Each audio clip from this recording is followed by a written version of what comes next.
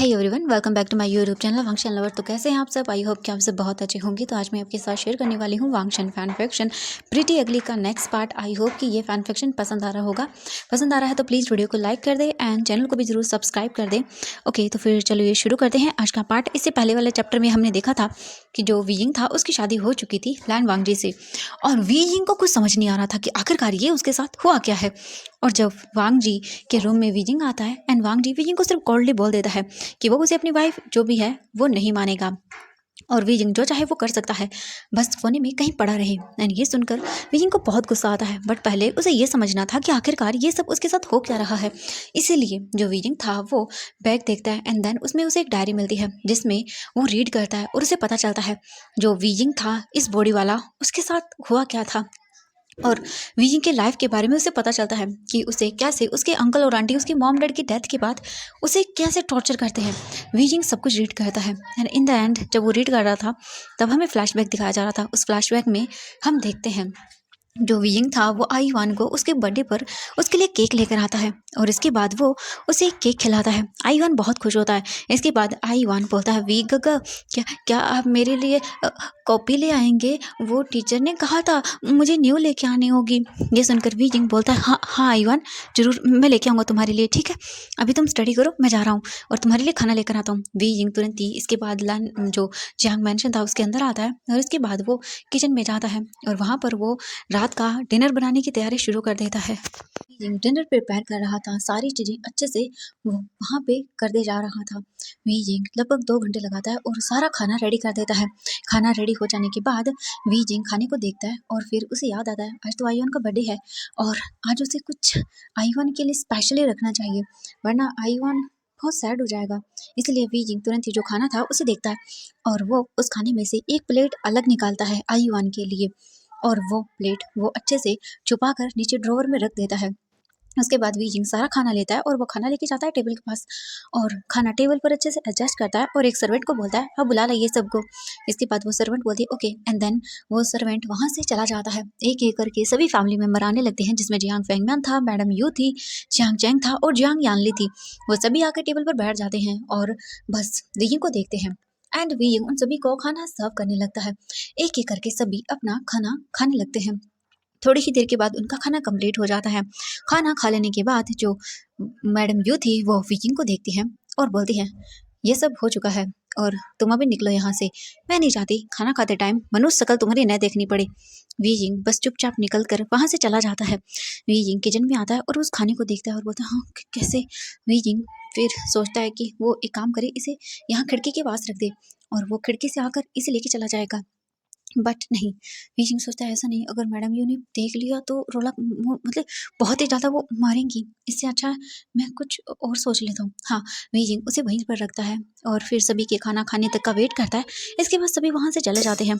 उनके जाने के बाद वीजिंग अपना खाना लेता है एंड दोनों प्लेट्स को जो है ना हाइड करता है और वीजिंग इसके बाद सीधा बाहर निकल जाता है।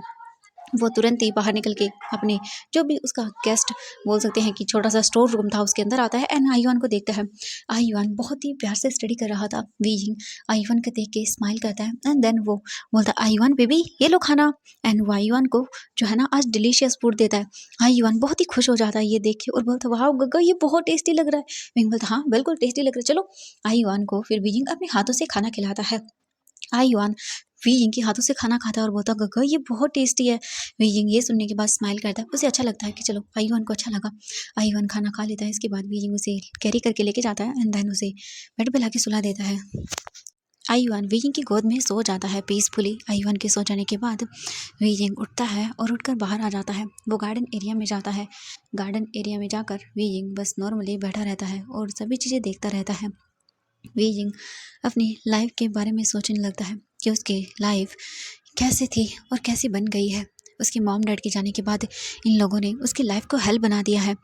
उसकी जो मॉम थी वो हमेशा बोला करती थी कि वीजिंग हमेशा काइंड हार्टेड रहना, बट उसे लगता है कि कहीं ना कहीं ये चीज़ छूटती, क्योंकि वीजिंग बहुत काइंड हार्टेड है। वो कभी किसी के बारे में बुरा नहीं सोचता, कभी किसी के लिए बुरा नहीं करता। फिर क्यों क्यों उसी के साथ बुरा हो रहा है?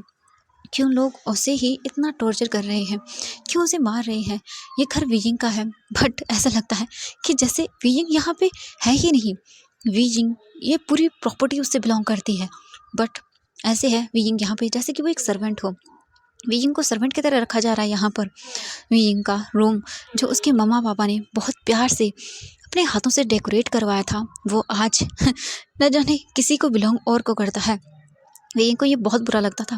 वीजिंग के मम्मी पापा का जो रूम है वो भी अब वहाँ से हटा दिया गया है, यानी कि उसे चेंज कर दिया गया है गेस्ट रूम के अंदर।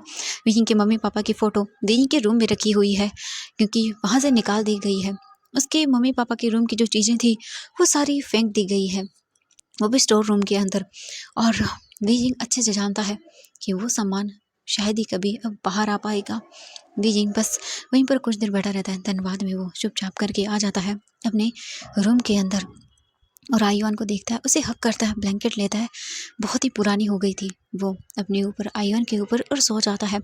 नेक्स्ट डे होता है, फिर से वीजिंग शुरू हो जाता है अपना काम वगैरह करने में एंड आयुआन को फिर वो स्कूल छोड़ने जाता है। एंड कुछ सामान था जो लेने के लिए वीजिंग जाता है। वीजिंग एक शॉप से कुछ सामान खरीद कर बाहर निकल ही रहा था कि तभी अचानक से वो देखता है एक ओल्ड मैन वो सड़क को क्रॉस कर रहा था, पर अचानक से वो नोटिस करता है कि एक कार उसे हिट करने वाली है। वीजिंग जल्दी से जाता है और वो इससे पहले कि ओल्ड मैन को हिट कर पाती वो कार, तुरंत ही वीजिंग उसे बचा लेता है और बोलता अंकल, एंड वीजिंग नीचे गिर जाता है और वो ओल्ड मैन जो है वो गिरने वाला था, बट तभी एक गार्ड आकर उन्हें पकड़ लेता है। वीजिंग के हाथों पर चोट लग जाती है। वो ओल्ड मैन अपने आप को संभालता है और बोलता हाँ मैं ठीक हूँ, तो तुम ठीक हो बेटा? एंड वो अपने आप को छुड़वाता है गार्ड से। गार्ड बोलता सर चलिए, तभी वो ओल्ड मैन रुकता है और बोलता रुको। एंड वो वीजिंग को देखता है और बोलता है बेटा तुम्हें लगी नहीं कहीं? वीजिंग बोलता नहीं मुझे नहीं लगी, आप ठीक है? प्लीज़ कहीं चोट तो नहीं लगी आपको? जो ओल्ड मैन था वो बोलता नहीं मुझे नहीं लगी। एंड वो वीजिंग को देखता है और बोलता है तुम्हारे हाथ में चोट लग गई, चलो मेरे साथ। वो वीजिंग का दूसरा हाथ पकड़ता है और बोलता है चलो। एंड वो वीजिंग को लेके आता है अपनी कार में और बोलता है बैठो। वीजिंग बोलता नहीं मैं ठीक हूँ, कोई बात नहीं। वो बोलते नहीं देखो तुम्हारे हाथ से खून निकल रहा है, चलो मेरे साथ। एंड वो वीजिंग को लेके वहाँ से चले जाते हैं। वो वीजिंग को लेके आते हैं एक छोटे से क्लिनिक के पास और वो वीजिंग को अंदर लेके जाते हैं और डॉक्टर को देखते हैं और बोलते हैं इसे चेक करो, इसके हाथ पे चोट लगी है। डॉक्टर बोलता है जी। एंड तुरंत ही वीजिंग का ट्रीटमेंट किया जाता है। वीजिंग के हाथों पर बैंडेज बांध दी जाती है और वीजिंग को बोला जाता है कि अपने हाथ को जो है ना पानी वगैरह से दूर रखना। वीजिंग बोलता जी।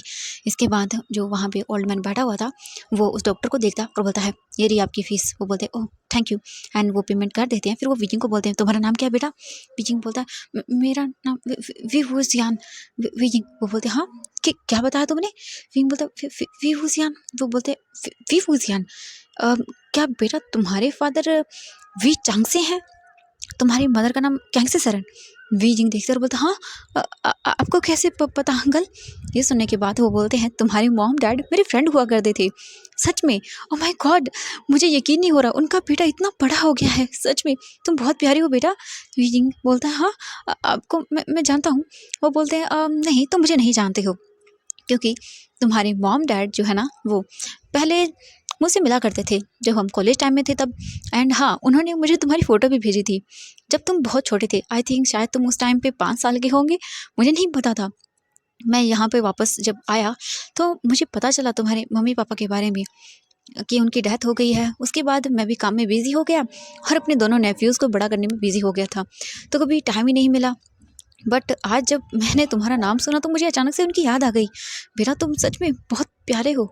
एंड वो वीजिंग को देखते हैं। वीजिंग की आंखें कैसे मतलब डार्क सर्कल से भरी हुई थी और कैसे उसका फेस पेल पड़ा हुआ था। वो वीजिंग को देखते हैं और बोलते हैं वैसे तुम्हारी हालत ठीक तो है ना बेटा? तुम किसके साथ रहते हो अब? वीजिंग बोलता है वो अंकल आंटी के यहाँ रहता हूँ। वो बोलते हैं ओह अच्छा, क्या बात है, तुम्हारा अच्छे से ख्याल रखते हैं वो। ये सुनकर वीजिंग चुप हो जाता है। वीजिंग बोलता है मुझे चलना चाहिए। ये सुनकर वो बोलते क्यों, क्या हुआ बेटा? वीजिंग बोलता नहीं कुछ नहीं, मैं चलता हूँ, मुझे वो घर जाना है। वो बोलते हैं अच्छा ठीक है जाओ। एंड तभी वो वीजिंग के हाथ पर देखते हैं एक रेड कलर का निशान जो कि आधे से ज़्यादा ब्लू पड़ चुका था और उसे देखकर कोई भी बता सकता है कि वो किसी भारी चीज़ से मारा गया है। वीजिंग तुरंत ही वो सामान उठाता है और बोलता है बाय। वो बोलते ठीक है बेटा। एंड वीजिंग वहाँ से चला जाता है। वीजिंग के जाने के बाद लायन किरण, हाँ वो कोई और नहीं लायन किरण था, लायन किरण अपनी कार में आकर बैठ जाता है और वो तुरंत ही जो है ना अपने गार्ड को देखता है और बोलता है इस लड़की के बारे में पता करो सब चीज़ें। तो वो गार्ड बोलता है जी सर। एंड तुरंत ही गार्ड जो था ना वो बाहर निकल जाता है और चला जाता है वहाँ से वीजिंग की इन्फॉर्मेशन निकालने के लिए। लायन किरण अपने घर आता है, घर आकर बैठ जाता है और अपनी नॉर्मल कामों को करने लगता है। एंड पूरे बोल सकते हैं 2 दिन के बाद लैन करेन को वीजिंग की इन्फॉर्मेशन मिलती है और सब चीज़ें जो उसमें लिखी होती है उसे जानने के बाद लैन करेन बोलता है ओह अच्छा तो ऐसा है, बट मैं नहीं चाहता कि इस बच्चे के साथ इतना बुरा हो। ये मेरे फ्रेंड्स की आखिरी निशानी है और वी चांग से कैंग से जरन, मैं तुम्हें तो नहीं बचा पाया बट तुम्हारे बेटे को ज़रूर बचाऊंगा। कितने घटिया हैं ये लोग, सच में बेचारे को क्या हालत कर दी है इन लोगों ने, बट मैं नहीं छोड़ूंगा इन लोगों को। वो बोलता है नहीं, इससे पहले मुझे यहाँ से वीजिंग को निकालना होगा और इसके लिए मुझे लगता है कि मुझे इन्हें लालच देना होगा, बिना लालच के ये लोग कुछ नहीं करेंगे। एंड वो कुछ सोच लेता है। इसके तुरंत ही बाद वो वहाँ से सीधा जो है ना वो अपने कामों को करने लगता है। हम देखते हैं यहाँ से नाइट का सीन। नाइट हो चुकी थी, वीजिंग सारा काम करके आयुआन के साथ पीसफुली सो जाता है। हम दूसरी ओर लैंड मैंशन का सीन देखते हैं। लैंड मैंशन के अंदर लैंड किरण डाइनिंग टेबल पर बैठा हुआ था और उसके दोनों न्यूफ्यूज जो है ना लैंड वांगजी और लैंड सेजन बैठे हुए थे और अपना खाना खा रहे थे। उनका खाना कंप्लीट हो जाने के बाद लैन किरण आता है और उन दोनों को बोलता है यहाँ पर आओ दोनों। लैन सेजन और लैन किरण दोनों यहाँ जाते हैं। वांग जी अपने अंकल को देखता है और बोलता है अंकल क्या हुआ। लैन किरण बोलते हैं मैंने कुछ डिसाइड किया वांग जी तुम्हारे लिए। वांग जी देखता है और बोलता है क्या। लैन किरण बोलता है मैंने तुम्हारी शादी फिक्स कर दी है, वो भी मेरे फ्रेंड के बेटे से। वांग जी ये सुनने के बाद बोलता है मैं किसी से शादी नहीं करने वाला हूँ। लैन किरण बोलता है शट अप वांग जी, ये बकवास बातें करना बंद करो, मैंने जो कहा है उसे कान खोल के सुन लो। और तुम्हें शादी करनी होगी मतलब करनी होगी, तुम्हारे पास कोई ऑप्शन नहीं है, ना नुकुर कुछ भी नहीं चलने वाली है। वांग जी बोलता मैं नहीं करने वाला और ये बोल के वहाँ से चला जाता है। वांग जी के जाने के बाद लैन सिजन को देखते हैं लैन किरण और बोलते हैं अपने उस भाई को अच्छे से समझा दो कि जो मैं बोल रहा हूँ उसे वही करना होगा और अगर उसने मेरे कहे अनुसार नहीं किया तो ये उसके लिए बहुत ही बुरा होगा। ये सुनने के बाद लैन सिजन बोलते हैं अंकल आप जानते हैं कि वांग जी को कोई नहीं समझा सकता है। तो फिर ये सुनकर लैन किरण बोलता है मैं कुछ नहीं जानता हूँ, मैंने जो कहा है चुपचाप करके वही करो ठीक है, वरना उसके साथ साथ तुम्हारी भी शादी के लिए मैं ढूंढ लूंगा कोई ना कोई। ये सुनने के बाद तो लैंस सेजन बोलते हैं हाँ नहीं बिल्कुल भी नहीं। ये सुनने के बाद लैंस सेजन बोलते हैं तो वेरी गुड, जो मैंने कहा वही करो क्योंकि इस कोल्ड हार्टेड पर्सन को हाँ मुझे ही पिघलाना होगा और इसके लिए मुझे वो पर्सन परफेक्ट लगता है, वो वांग जी की लाइफ में खुशियाँ लेकर आएगा। ये सुनने के बाद लैन किरण की लैन सेजन बोलते हैं ठीक है अंकल जैसा आप कहें, मैं वांग जी को मनाऊंगा। तो वो बोलते हैं हाँ तुम मना लो, वरना अगर मैंने मनाने पे कुछ किया ना तो फिर बहुत बुरा हो जाएगा उसके लिए ठीक है, और फिर तुम लोग कहोगे कि मैं एक बुरा अंकल हूँ। ये सुनने के बाद लैन सेजन कुछ भी नहीं बोलते हैं और नॉर्मली अपनी चीज़ों को करने लगते हैं। हम देखते हैं कुछ देर के बाद का सीन। जो वांग जी था वो अपने रूम में था और एक फ़ोटो के सामने खड़ा हुआ था। उसमें फ़ोटो थी एक गर्ल की जो कि बहुत ही ज़्यादा ब्यूटीफुल थी और उसके साथ वांग जी की भी फ़ोटो थी, वांग जी के रूम में लगी हुई थी। वांग जी उसे देखता है और बोलता है तुम मुझे छोड़ के चली गई और तुम्हारे जाने के बाद मैं नहीं चाहता कि मेरे लाइफ में कोई भी आए। और इसके बाद वांग जी बस लाइट्स ऑफ करता है एंड देन बेड पर सो जाता है। इसके बाद हम देखते हैं नेक्स्ट मॉर्निंग का सीन। कैसे भी करके जो वांग जी था उसे मना लिया जाता है लैन सेजन के द्वारा और सब कुछ फिक्स हो गया था। लैन किरण यहाँ से सीधा जाता है जियांग मैंशन और वहाँ पर आने के बाद मैडम लैन को पता चलता है कि लैन किरण आया है, लैन फैमिली का जो बोलते हैं सबसे बड़ा पर्सन। और ये देखने के बाद तो भाई वो बहुत ही ज़्यादा खुश हो जाती है। लैन किरण को अंदर बुलाया जाता है, लैन किरण अंदर आता है और मैडम यू से बातें करता है। मैडम यू से वो बातें करता है और बोलता है मैं अच्छे से जानता हूँ कि आपकी कंपनी इस वक्त थोड़ी नाजुक हालातों में है, अगर आप चाहते हो कि आपकी कंपनी फिर से टॉप पोजीशन पर आए तो इसके लिए आपको हमारे साथ डील फाइनल करनी होगी और इस डील के बदले मुझे वीजिंग चाहिए। ये सुनकर वो बोलते हैं व्हाट वीजिंग चाहिए, क्या मतलब है आपका। तो वो बोल देता है लैन किरण कि उसे वीजिंग की शादी करवानी है, वो भी अपने नेफ्यू से लैन वांग जी से। और ये जानने के बाद तो भाई मैडम जो लैन थी वो गुस्सा करती हैं बहुत ज़्यादा अपने मन के अंदर ही, क्योंकि लैन किरण पर तो वो गुस्सा कर नहीं सकती थी। इसीलिए इसके बाद जो बोल सकते हैं लैन किरण की बातें उन्हें माननी पड़ती हैं और इन द एंड वो बात मान लेती हैं। और इसके बाद जो लैन किरण था वो स्माइल करता है क्योंकि उसे वीजिंग को इस कैद से आज़ाद करवाना था, जो कि ऐसे तो हो ही नहीं सकता था। इसके लिए ये बेस्ट था कि वीजिंग यहाँ से निकल जाए और अगर यहाँ से वो निकल गया तो उसके लिए ही बहुत अच्छा होगा। वीजिंग इस कैद से निकल जाएगा और वो अपनी एक पीसफुल लाइफ जी पाएगा। और दूसरा उसके नेफ्यू लैन वांग जी को भी थोड़ी अकल आ जाएगी लायन किरण उन्हें डील के बहाने बहुत अच्छे से लालच में ले लेता है।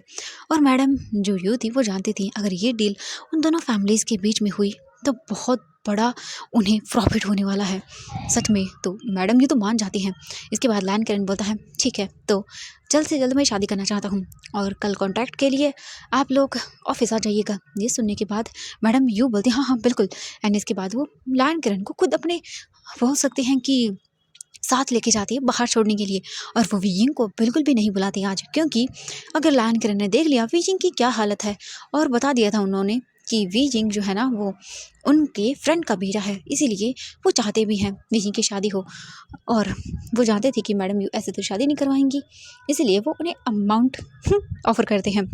अब मैडम क्यों मान भी जाती हैं, क्योंकि वो वीजिंग को अच्छे से काबू में करती हैं। वीजिंग को अगर वो बोलेंगी कि उसे ये करना है तो वो करेगा। और मैडम यू अच्छे से जानती है लैंस कितने ज़्यादा अमीर हैं और वीजिंग के सहारे वो लैंड कंपनी, उनके सीक्रेट, उनके प्रोजेक्ट। और अगर वीजिंग की शादी लैन वांगजी से हो जाएगी तो वीजिंग से वो बोलेंगी कि वो लैन वांगजी से बात करे और आगे भी उनके और कितने सारे प्रोजेक्ट हैं वो ले सकती हैं। यही सोच के मैडम यू हाँ कर देती हैं वीजिंग की वांगजी से वेडिंग के लिए।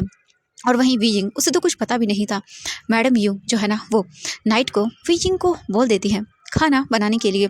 वीजिंग सारा चीज़ अच्छे से रेडी कर लेता है, खाना वाना जो भी था वीजिंग रेडी करती है। सब कुछ खाना वगैरह हो जाने के बाद जो मैडम यू थी वो वीजिंग को देखती हैं और बोलती हैं तुम मेरे साथ चलो, तुम्हें कुछ बताना है मुझे, इम्पोर्टेंट है। वीजिंग मैडम यू को देखता है और वो डर जाता है और सोचता है उसने क्या क्या क्या गलती कर दी कोई। मैडम यू वीजिंग को लेके जाती हैं सीधा उसके पुराने रूम के अंदर।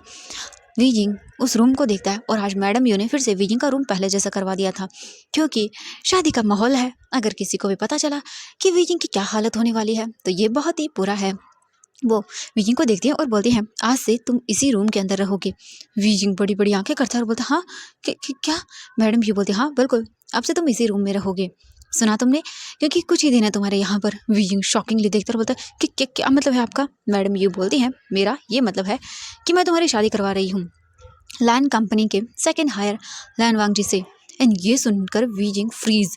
वीजिंग बोलता हाँ क्या क्या शादी। वो बोलती हाँ बिल्कुल, तुम्हारी शादी करवा रही हूँ, बहुत बड़ी फैमिली में जाने वाले हो तो शुक्र मनाओ मेरा। वीजिंग बोलता है मुझे मुझे शादी नहीं करनी, क्योंकि अगर उसने शादी कर ली तो आयुवन का क्या होगा, आयुवन की लाइफ तो हेल बन जाएगी। वीजिंग बोलता है हाँ मैं शादी नहीं कर सकता आंटी प्लीज़। एंड ये सुनने के बाद तुरंत ही मैडम यू एक जोरदार स्लैप वीजिंग के फेस पर रख देती हैं और बोलती हैं शट अप। मैंने पूछा तुमसे कि तुम क्या करोगे क्या नहीं करोगे, अपना मुंह बंद रखो, दोबारा से ऐसी फालतू की चीज़ें मत करना। वीजिंग बोलता है पर मैं नहीं करना चाहता। वो बोलती है शट अप एंड वो ये बोल के चली जाती हैं। वीजिंग उस रूम को देखता है और बोलता है मैं क्या करूँ। और मैडम यू वीजिंग को जो है ना वो बताना भूल गई थी कि उसे अभी यहाँ रहना होगा। मैडम ये दोबारा आती हैं। वीजिंग शॉक था। वो डोर ओपन करती हैं और देखती हैं और बोलती हैं अपना जो भी फालतू का घटिया सामान है वो इस रूम में थोड़े दिनों के लिए मत लेकर आना, क्योंकि वैसे भी तुम यहाँ सिर्फ 3 दिन के गेस्ट हो, कि 3 दिन के बाद तुम्हारी शादी हो रही है और अपने ये वाहियात शक्ल मुझे मत दिखाना, सुना तुमने। और ये बोल के वो तुरंत ही चली जाती हैं। वीजिंग वहीं पर स्टिफ रह जाता है, उसे कुछ भी समझ नहीं आता। वीजिंग ने अगर शादी कर ली तो आयुन का क्या होगा। वीजिंग सोचता है हाँ उसकी शादी, ये फैमिली उसे इतना टॉर्चर करती है जो कि उसे जानती तक नहीं है।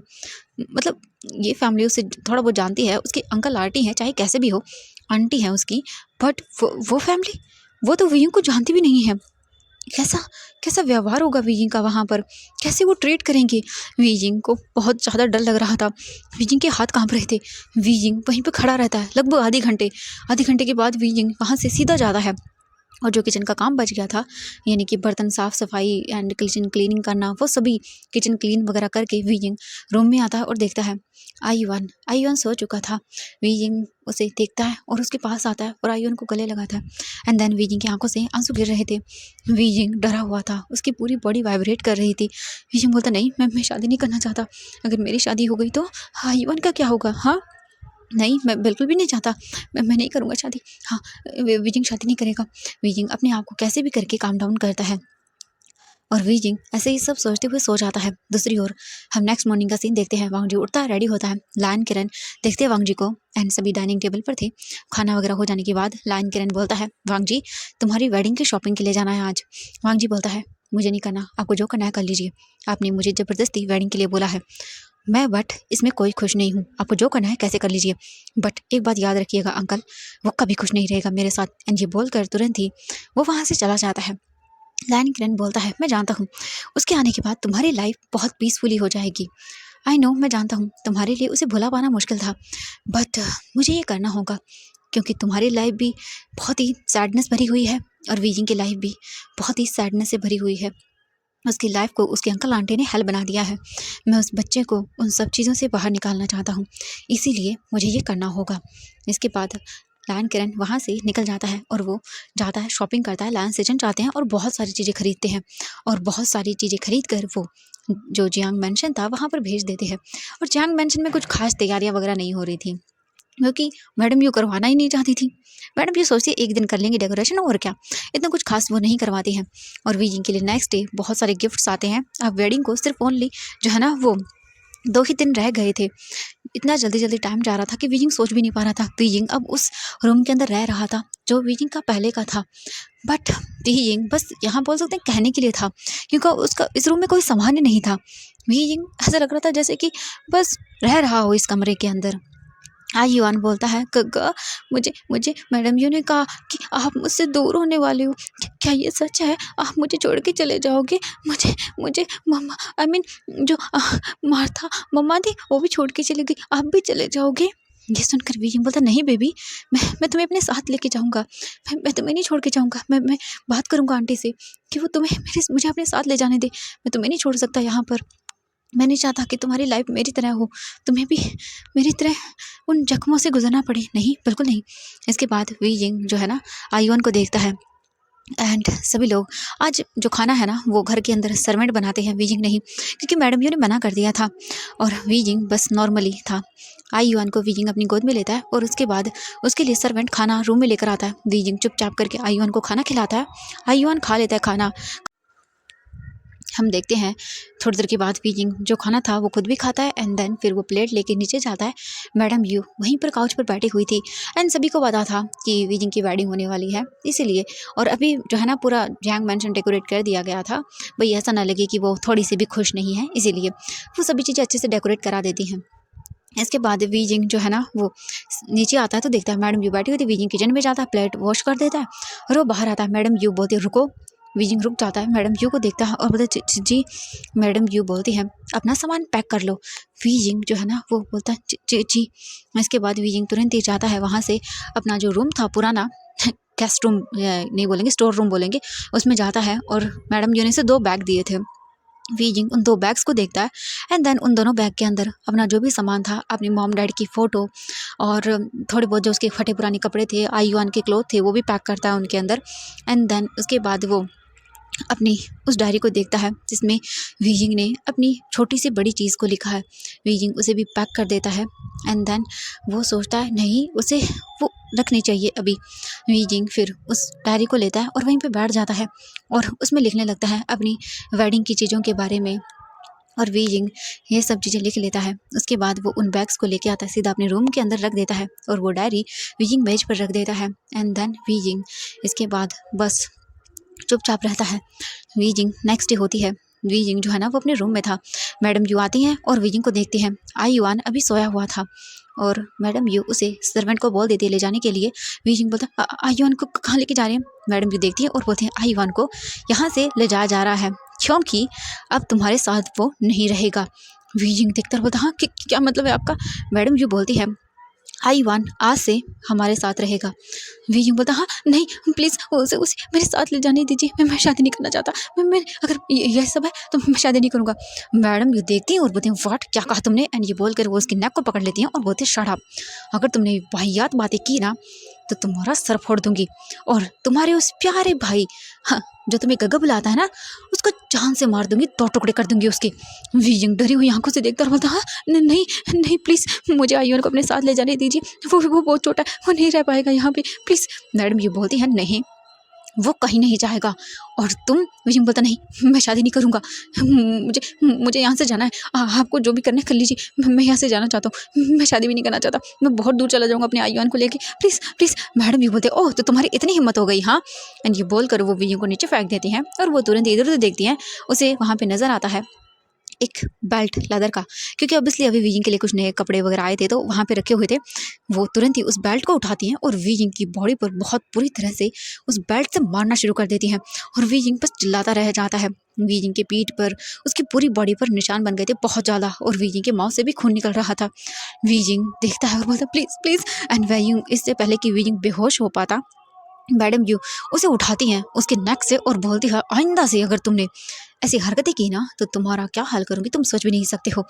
और अब मैं थोड़ी ही देर में तुम्हारे पास भेज रही हूँ कुछ लोगों को जो कि तुम्हें रेडी करेंगे।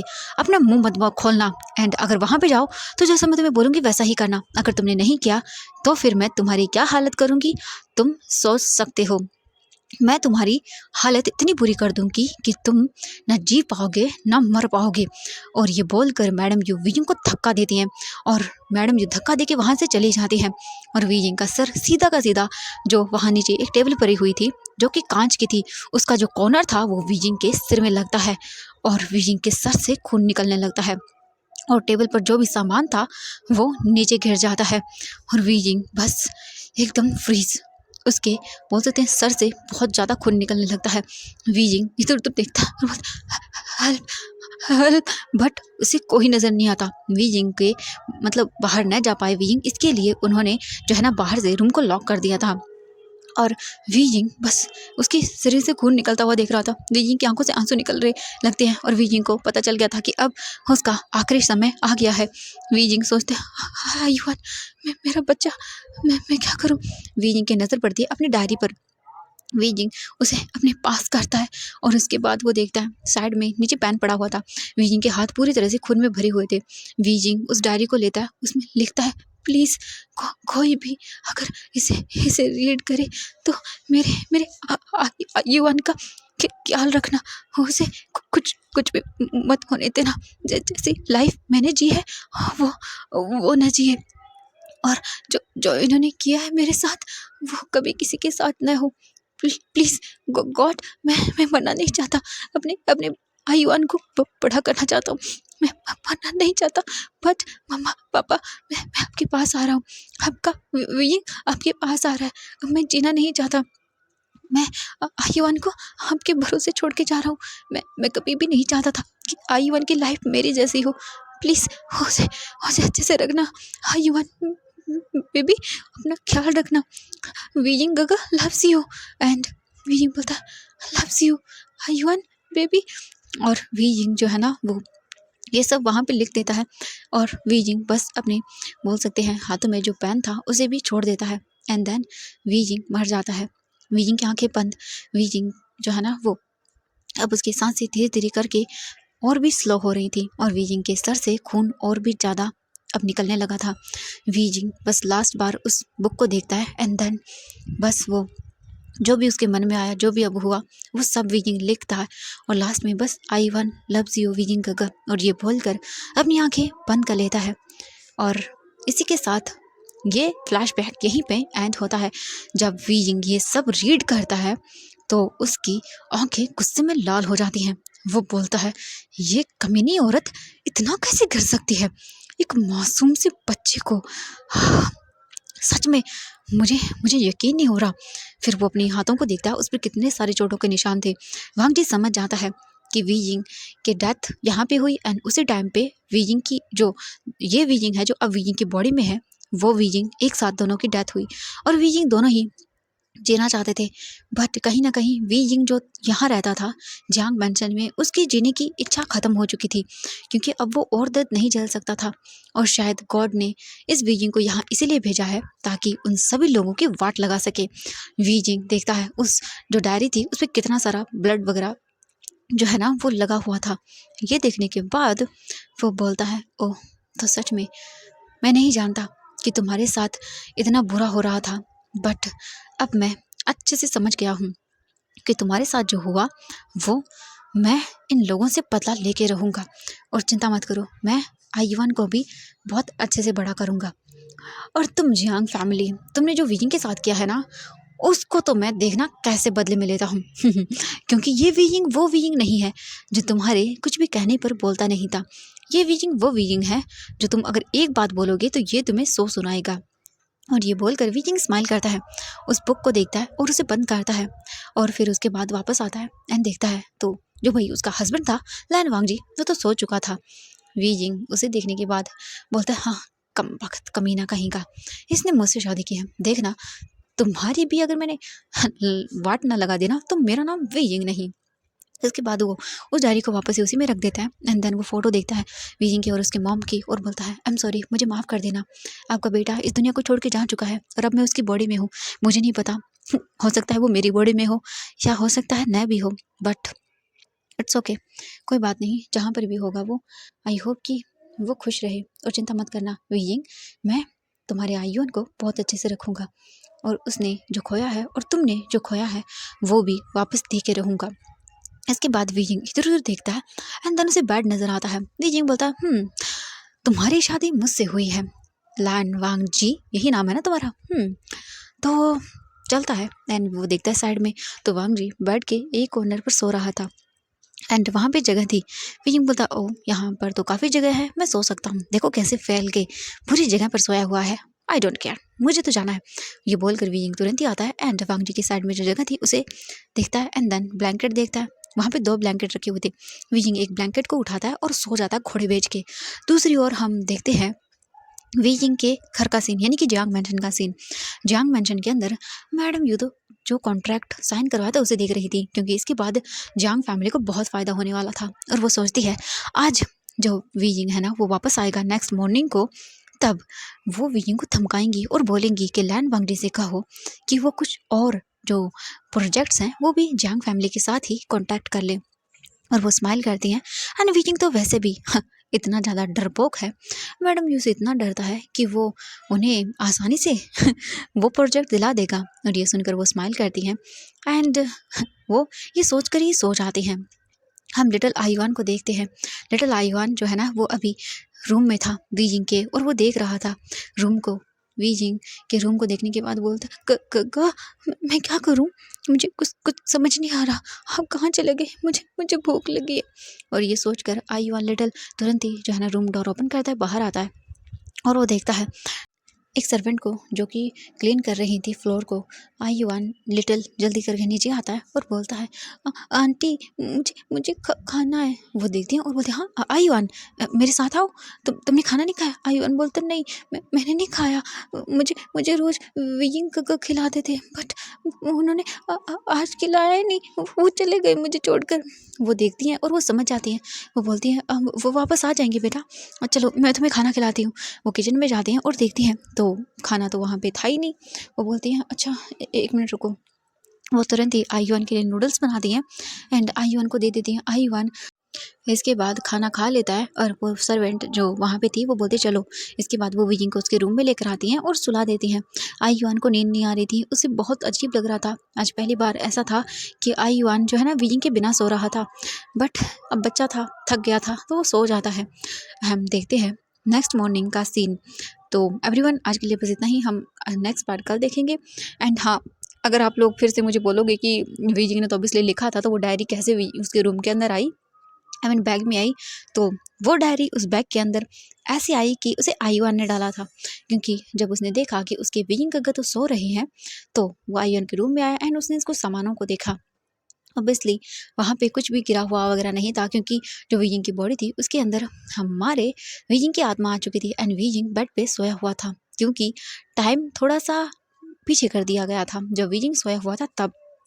और आयुआन ने सामान को देखा, जो बैग था वो ओपन था एंड वो बुक भी वहीं पर गिरी हुई थी।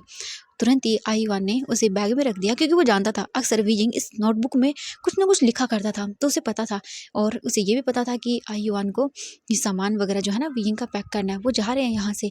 एंड आयुआन ने देखा था उसके गगन ने उसका सामान भी पैक किया था, तो वो भी अपना सारा जो वीजिंग का वहाँ पे पेन वगैरह गिरा हुआ था वो तुरंत ही उसने डाल दिया था उस बैग में और बंद कर दिया था। और इतना ही, ओके। क्योंकि आप लोग आज मुझे क्वेश्चन करते कि वो यहाँ पे कैसी आई। ओके, मैंने आपको बता दिया, एक्सप्लेन कर दिया। तो बाय बाय एवरीवन, मिलते हैं कल के नेक्स्ट पार्ट में।